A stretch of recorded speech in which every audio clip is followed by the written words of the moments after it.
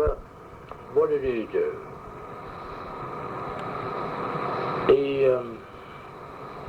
He got a job somewhere, I don't know. Oh, he started making cabinet making, but he didn't last that long and he couldn't stick it.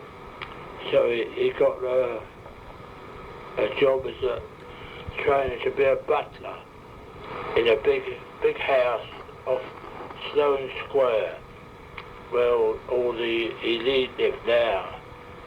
And it was a massive big house.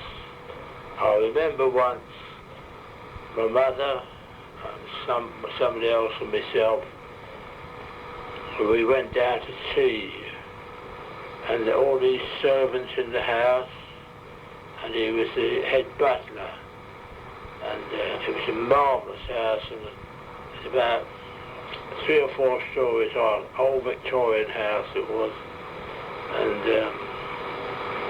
I can remember when we sat down, all this silver and cutlery and everything, when we had sat down for tea, and the mistress of the house, she was away in the country somewhere, so I suppose that's why he invited us over. And the head cook there was all sitting around the table having a meal, and then all of a sudden the wireless was on, or the music was on, and somebody played the national anthem. Straight away these cooks and all the others all stood up to attention while they played the music. But then after the meal, he took us to have a look all around the house. Oh, it's a beautiful house it was. The house is still there, off Pont Street and Sloane Street, and where all the money people live now, all the Chelsea Brigade live. But anyhow, and he stayed there, and then he left that job, I think, and he moved to, where did he go? Oh, he went to Hastings, and he bought a massive big house at Hastings, and my mother often used to go down, he'd take her down there to stay with him, because she was getting on, after my father died, this was, he would take her down there and stay with him for about 3 or 4 weeks and then fetch her home. But what happened to Willie? Oh, Willie, he, I can't remember now what he went into. So I know he ended up on the council, the Tower Hamlets Council then, and he was the one that helped us to get the transfer for Christine from Aylesbury back into Sleet House up into London. He helped us to get that. And Stanley, what happened to him? Oh, Stanley, he went somewhere. No, I don't know what happened to him, I can't remember that. I know he moved to Bournemouth, and he stayed there. The next time we'd heard of him, he used to come up to see my mother, but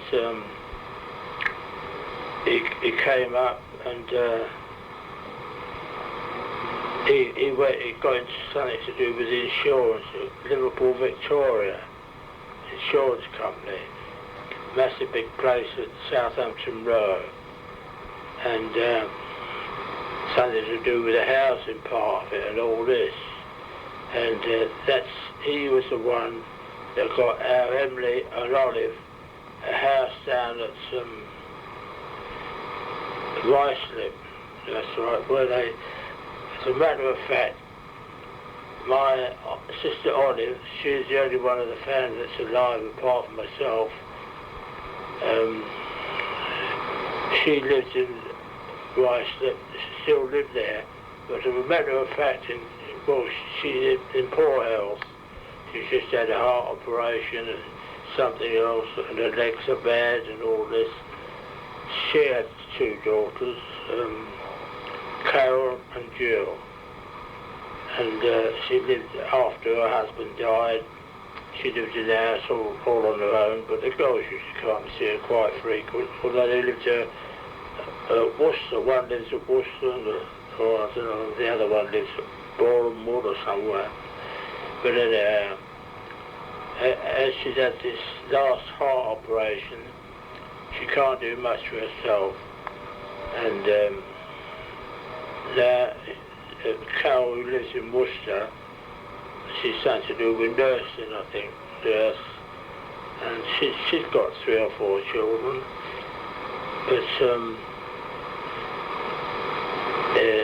the middle of this month, July, Olive is going to leave her house and go and live with Jill for 2 weeks, and then she's going to do a home of some sort, quite near Carol, and I think Jill's moving down that way with her, so she'll have her family and the grandchildren not far from her. So I'm glad that one.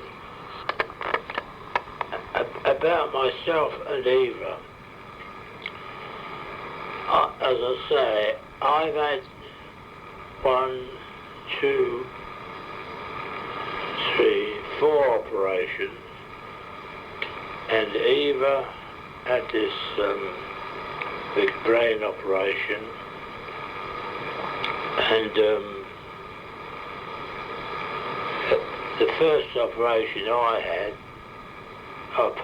that's the mastoid one I had when I was a boy of about 7 or 6 or 7 in the London hospital.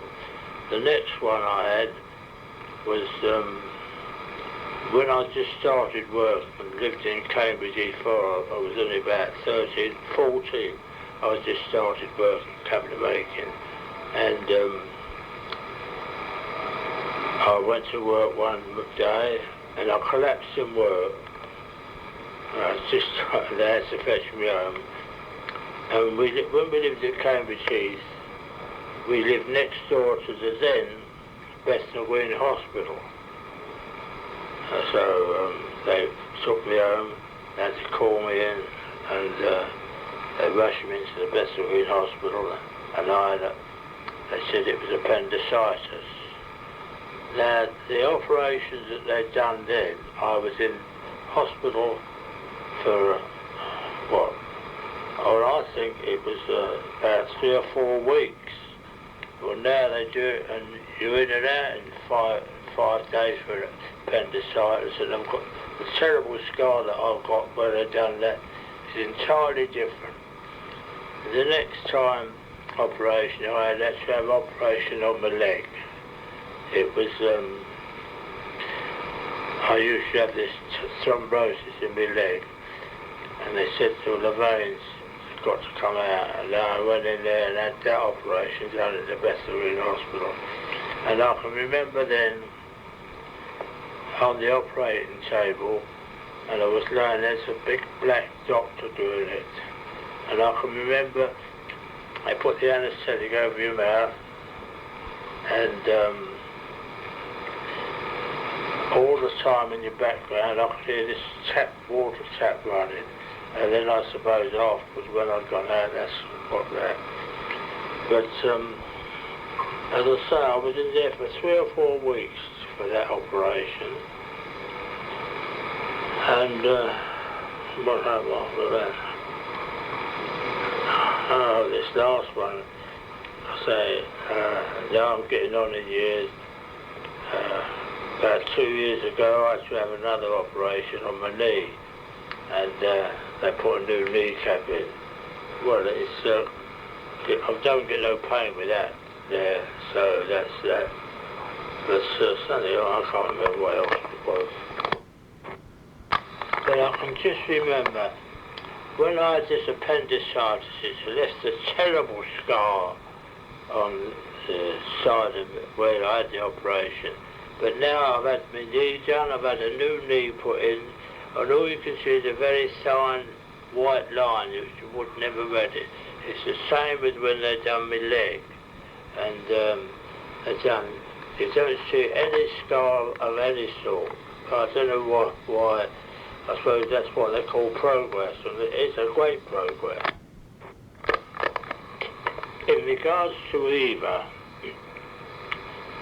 when she was taken bad and she had this operation after that, and she started going funny and all this, and then she used to go to St Clement's Hospital, and then they couldn't do much for her in there, and then they transferred her to Holswater House, which was a very nice place, and she had a lovely room and a beautiful garden in front. I used to go and see her every day and take her around the garden in the chair, you know, you push around the garden. As I used to wash her and take anything in she wanted, but then I think she couldn't do much.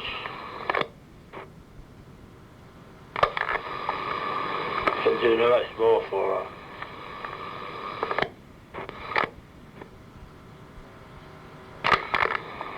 And then from there, she got transferred to the Mile End Hospital, and she was in a nice place there. That was, had a nice room there and everything. Then after that, I'd do the same thing there. Every day, the whole time she was in there, it must have been in from 8 or 9 years, and every day I used to go in and see her.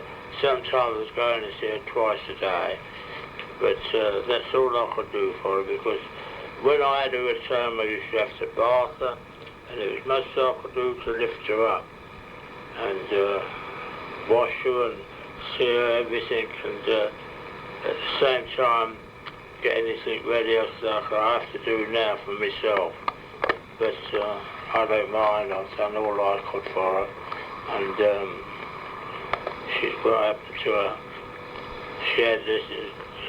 She didn't know anybody. She was just lying there. She didn't know anybody. Anybody would come in to see her. Christine and Evelyn was going to see her, and even Ryan used to go in to see her. Sarah going to see her, and then I can remember she took Regan. She had 2 children. Sarah's got 2 children. She took Regan in when she first had her, but my mother she never saw her. Scott came down to see her and all, and she just looked at him, and I don't know whether she recognised him, but same as Victoria when she came home for holidays for one of the years, the same thing there. She just talked to her, but she just glared. But anyhow, it's a terrible thing, but anyhow, I'm glad I've got all my faculties about me, and I can recognise my children. I know I can't, now and again, I can't remember everything. I'll go out and get shopping, but I forget what have I come out for, but I've got my faculties about me as much as possible. But poor Eva, she passed away about 2 years ago, just around about Easter time, and God rest her soul. Something about my elder brothers and sisters. I think I've told you about Emily. She was married to Bill, and he used to work down the Woolwich Arsenal. I don't know what it was. I never saw. You must remember that Emily, Teddy, Alice, and maybe Albert were that much older than us. They must have been. I suppose Emily must have been about 12 or 13 years older than us, and then as it gradually come down, so we never mixed, or not that we never mixed, we saw them. Of course we did, we see them practically every day, but what they done wasn't apparent to us as young children, like myself, Willie and Stanley. Of course I wasn't born then. but I told you that Emily had married Bill and he worked at Woolwich Arsenal, but they never had a good life together. I think he turned a bit funny, and they only had that one boy, Roy. He was a lovely boy, but full of mischief, like every boy was. But Teddy, he, as I say, he must have left school and went straight into the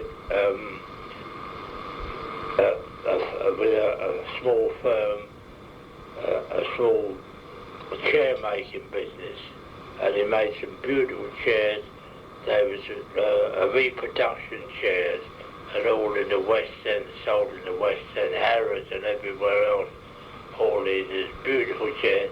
I know that when they got married, he made, for himself, he made 2 armchairs and 6 dining chairs, and they were beautiful.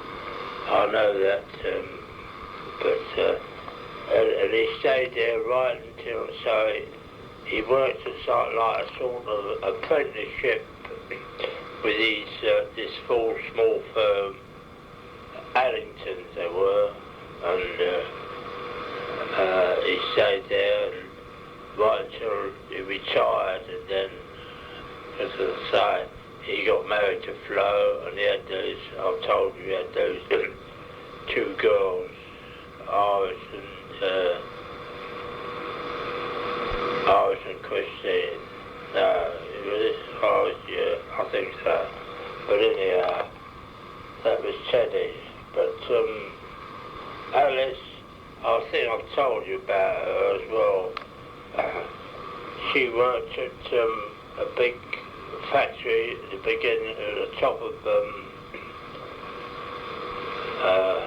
Bethnal Green Road. It was a big bakers and confectioners, and she used to make all these cakes and all this fruit and everything else, which is all done different now. So, and then I think that's where she met Bob, and she got married to him, and she had 2 nice girls, Shirley and Christine. But so they got married and went their own way. But other than that, who else is there? Oh, the Albert, as I told you about him, he was going to go into the cabinet making business, but he couldn't. I don't think he could stick it, and he went into this butler sort of service, but other than that, that's all it was. But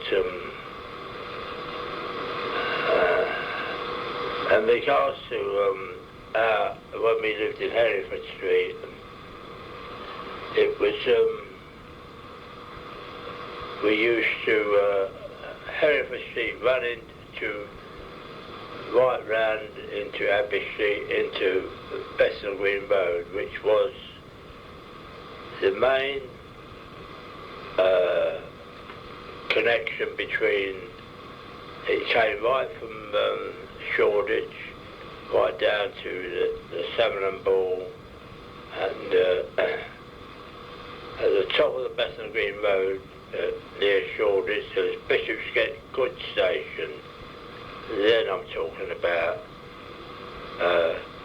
and this Bishopsgate Goods Station was, everything used to come into there, and of course mostly all the transport, and when in them days when I was a kid, it's all done by horse and car, and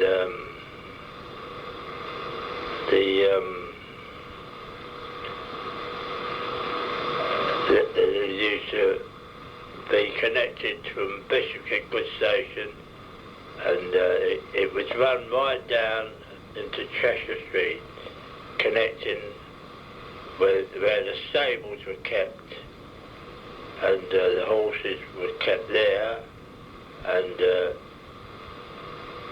I think the line still runs. It's not used now, but anyhow, it used to be Wheeler Street Arch. That's part of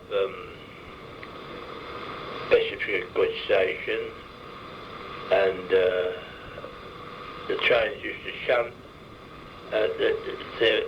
It's still, the arch is still there, and Wheeler Street Arch there used to be, because the goods comes from Bishopsgate Station into Wheeler Street Arch and then connect up to the Cheshire Street, and the horse and carts and everything, and they're taken out then to their destinations. But I can also remember very, very vaguely of animals, sheep, coming down from wherever they were, up north or somewhere else, being driven up from under Wheeler Street Arch, down Bethnal Green Road, and I can remember very vaguely being driven down Bethnal Green Road to sheep, along halfway up Bethnal Green Road, near Valence Road, there was a big butcher's, name of Reeds, and I'm sure that they used to be driven round to the back of Reeds, this butcher's. There's, Voscourt, and that was the back entrance to this Reeds, the butcher's, and I'm sure that I can vaguely remember these sheep being driven down Bethnal Green Road, but I think they went into this back of Reeds, and that was the slaughterhouse there, and they used to use that for the meat, because it was a very, very big butcher's, and I can remember Reeds, the old woman, Mrs. Reeds, standing up there all in the white and selling the meat. Well, it's all done different now, and the animals are slaughtered well away from the towns and all this, but very, very vaguely. But as I say, remember the Wheeler Street Arch, it's still there, and it's still of a Sunday morning. Then when we was kids, there used to be the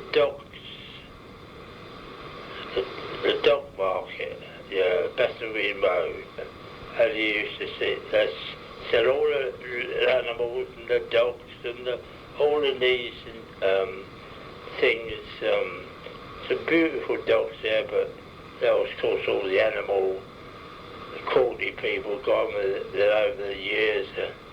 They had done away with that, and all the end of Chester Street there used to be fowls and chickens being sold, and all different kinds of birds, and then the birds cages, you could hear them singing there, all in the cages stuck up along Chester Street there, which is now, it's still a market, but now, but as I say, all these animal rights activists, they got that dog market and the chicken farms and market all closed down, and now it's still a junk market now, and then it connects up to Columbia Road Flower Market there, round the back of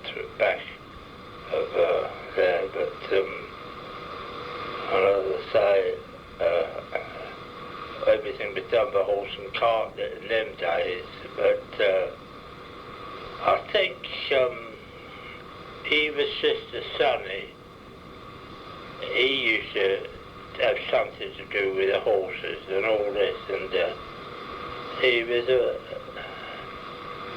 he loved animals, didn't he? He did, but as I say, that was that end of it. But so what else? I know that the next stage reads the butchers in Bethnal Green Road. There was the egg store one side. You see all the eggs outside being sold, and next door there was a dyes and cleaner named Neville. Well, I had a little job, but when I was at school, after I come out from school, I had a little job. The old boy old man Neville, it was his business, and he couldn't get out and about, so I used to go in there after school, get all the any messages he wanted.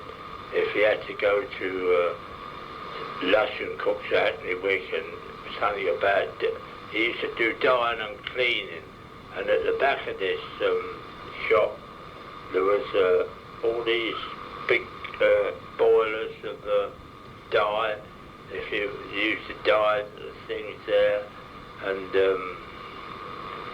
I think I used to get 3 and 6pence a week then, and or if he wanted any errands, he couldn't get out and about, so I could have done that for a few years, and I suppose I got the cheese off of it.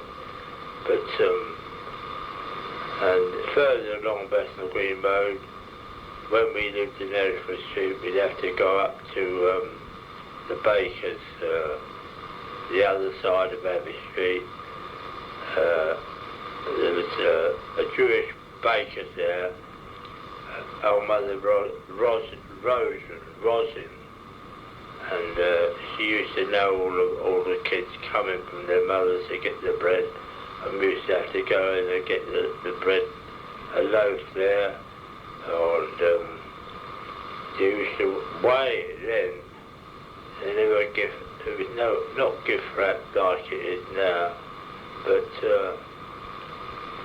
weigh it there. And if it didn't come up, she'd smash a bit of cut the bread up, a loaf up, and put a bit on so it come up to the weigh. I can still remember old Mother Rosin. Yeah, of course when we used to go and get the vegetable mother, 1 or 2 loaves, she'd give us this extra bit of bread. We would eat that bit on the way home. So my mother said, where's the extra bit? Oh, no, it wasn't there, no, everything. Oh.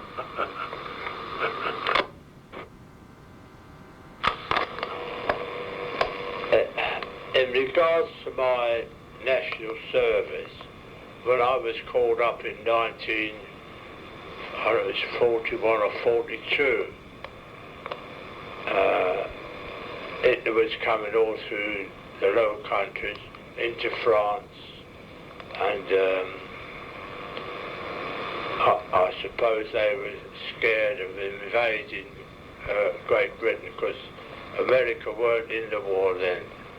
But so I was called up into the Royal Artillery, as I think I've mentioned before, but we trained on those big coastal guns down in Plymouth, but they weren't, we was there, as I told you before, we were there for quite a while, and then we were posted to Dover, which was the main coastline opposite France, all the way along from Folkestone to Dungeness, all the way along there. There's these guns, but the guns we were on were these massive big guns that used to fire for miles and miles. And mostly, I think, the battery we was in, the regiment, was so several hundreds and hundreds of troops there, because it was all in preparation in case there was an invasion from Hitler.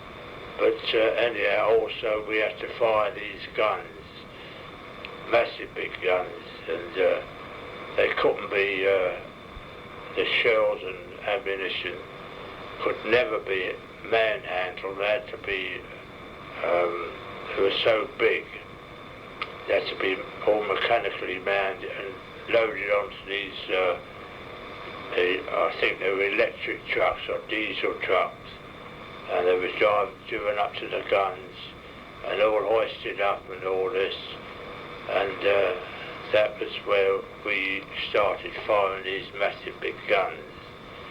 But then after, as I say, we fired these guns into France, and also the ships coming up the channel, because on a clear day we could quite see France and the people walking across there, and we had so much time on our hands because there was a lull, and we used to go climbing up the rocks or the face of Dover for the seagulls' eggs, and other things, because time was on our hands. But as I say, there were so many of us there, and we all had to take turns of doing our spell of duty.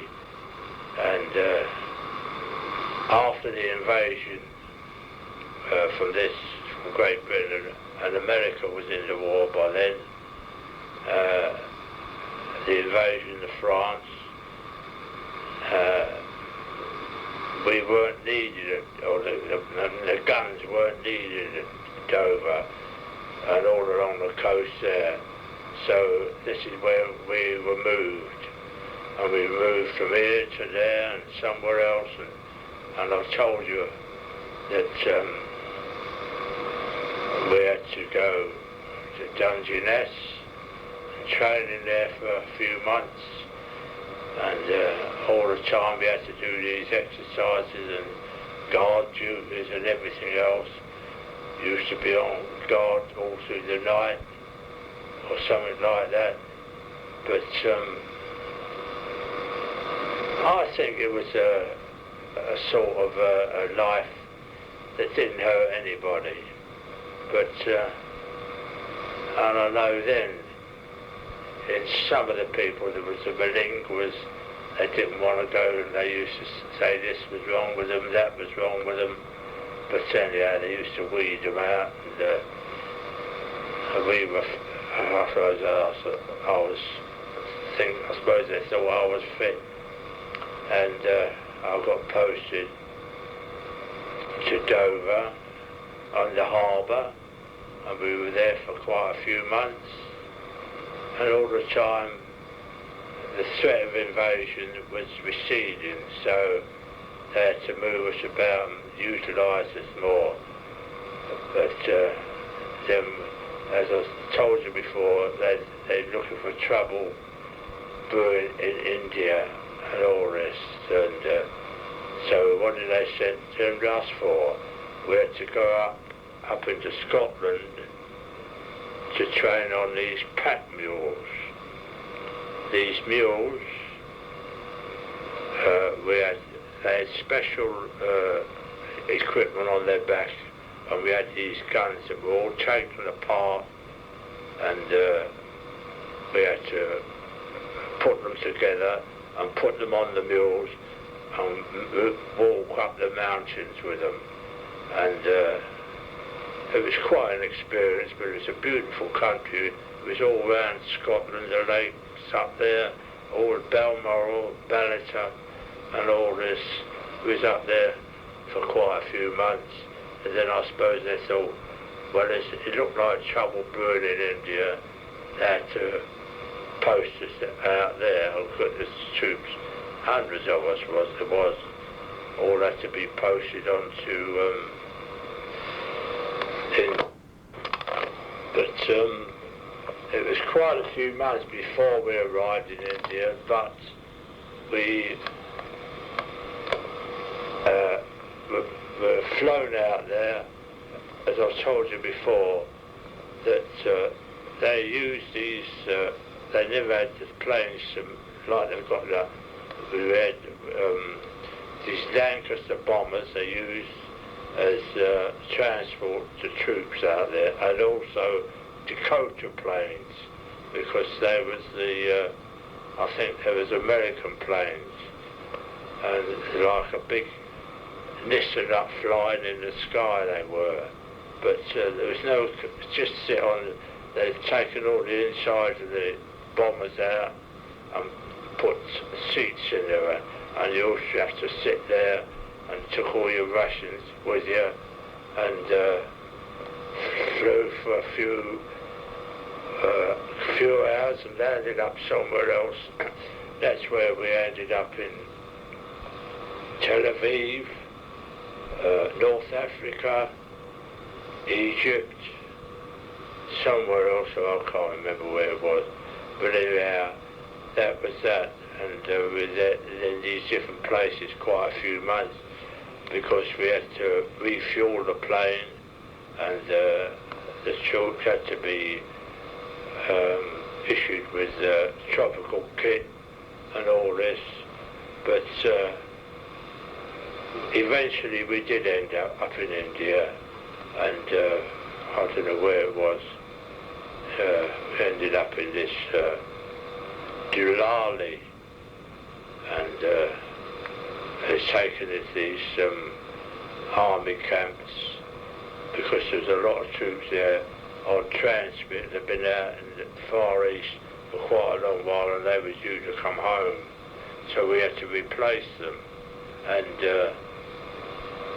after that we was in these army camps, and these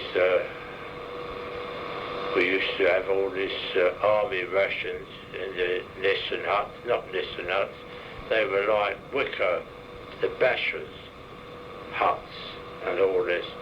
And we used to line up for food, well, go and have the food, and as you come out of after your food, you had to take all your plates and the cutlery and all, which you were issued with, and you'd come, if you didn't want the food, I suppose you got fed up with eating army corned beef and bread or whatever it was, and you'd come out of the dining room or whatever it was, the huts, and all these Indian people are waiting outside for any spare tea you didn't want, you pour into cans or anything like that, any bread you didn't want, any food, don't matter what it was, you'd spray it on their tin or plate, and that's when they would take it home for their families. Because when we were out there, we looked around and there was poverty and a very degrading place. But then we travelled, exercise and all this. We had to be fit and all this. But that was when I was in India. I'm now talking about 50 years after all that. I've said that sort of thing. This is the year 2006, and I'm still talking about the poverty in India. Well, now it's becoming a very popular country, and I wouldn't mind going back to see what it was all about and what it's like now, but I'm past all that. But people go there, they'll see quite a different India to when I was out there. It's a beautiful country, but poverty then, but a lot of it's been eradicated, and all the business firms from here, a lot of the business firms from here are transferring their business over to there, because it's a quarter of the cost of running businesses in England or Great Britain as we are now, and being made in India. So, but anyhow, it's one of those things, isn't it? Just try this thing out. I wonder how it's going now. It's a long while since I've used it. I hope I've done something right. It's very complicated. I can hear my voice coming across now, but it don't seem right to me. Testing 1, 2, 3, 4, 5, 6, 7. We'll try once more, see if anything comes off this time. But I don't know what will happen. Anyhow, question is due back today. I expect at the moment, what's the time now? 3:10. Oh, she's got another 4 or 5 hours before she lands at Heathrow. Then all I hope is that Sarah don't have no bother and the flights are on time and she gets back safe and sound, her and Ron. I'm sure she's looking forward back to get back home and sort things out herself. And well, I expect I'll be hearing from her as soon as she lands at Heathrow. And we've just got to wait and see. I'm round okay this time. So, but then I don't hear anything when I'm finished. Now I'm just going to try and start recording now. What's the date? I shall start again. Just going to try and see if I can get this thing working. I've just been and bought new batteries. They don't last very long, but anyhow, let's hope so. This is the 7th of April, 2008. I've just been down to the shop to buy the batteries, and they seem to be working okay, but I don't know what this recording will be like, because I don't know what I'm talking about. And it's a nice bright and sunny 20 past 4 in the afternoon, but yesterday, or was it today, we had a right downpour of snow. It's a few years since I've seen the snow coming down so fast and laying so thick as that. But then that was 9 o'clock in the morning, or a bit earlier than that. But by the time we got to nearly 12 o'clock, it had all gone off, but it stayed on the glass. Anyhow, we got over that, and we don't want that muck. We don't seem to get the weather like when I was a kid. We used to get seasons then. I suppose what they keep talking about, climate change, I suppose this is what it's all about. Well, I don't think I'll see much of this. I won't be able to see much of this climate change in my rest of my life. Then I've got to make the most of it, and for the sake of my 2 lovely girls, their partners, or their husbands rather, and then there was the grandchildren, and they're the great-grandchildren. But they're really lovely, all of them. Anyhow, all I hope is that the message is coming through loud and clear, and you can understand what I'm talking about. I know I'm a bit old fuddy-duddy, but anyhow I mean well, and I don't mean no harm for anybody. I'm sorry that I can't get round to see people that I used to be able to get to see. So look, must be a couple of years since I've seen my sister Olive. I'm very much starting to go and see her, but it's getting there and back again, and I can't travel in the car and all this. It gets me down, and I have to keep stopping. I suppose the body tells you this is what it's all about. You've got to stop doing the things that you used to do. It affects all of us, doesn't it? Everybody's. You're born, you grow up, you're little mites when you're born, you grow up, you're either big, fat, slim, redhead, blonde, but you're all the same body. Your body don't matter what it is.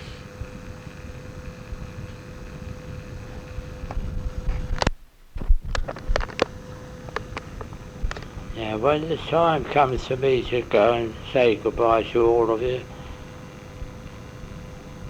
I don't want you getting upset, because it's got to happen to all of us, and I've had a nice time with you all of you.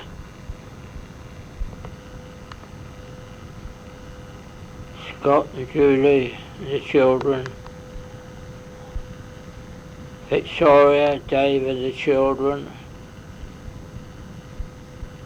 Darren, Kylie and the children,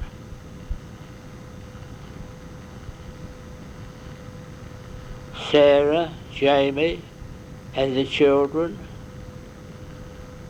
Ryan, Nicky and the children.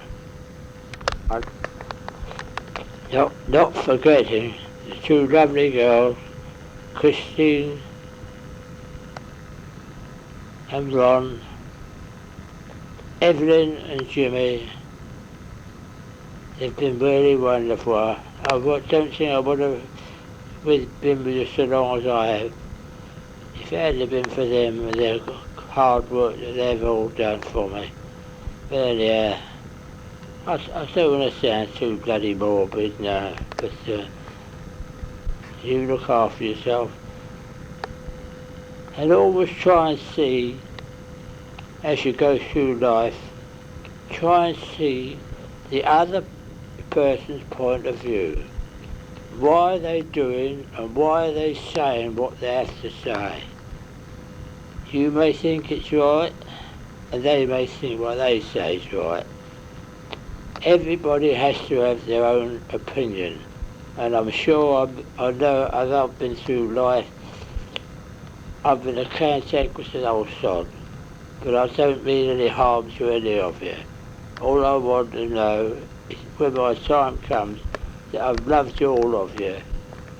So take great care of yourself, and when the time comes for me to go, I want to be cremated and I don't want nothing taken from my body for scientific purposes. I came in as one person, I can leave it as one person. So to all of you, I say, God bless you all, everyone, and I've loved you all. This is Thursday, April the 8th, 2008.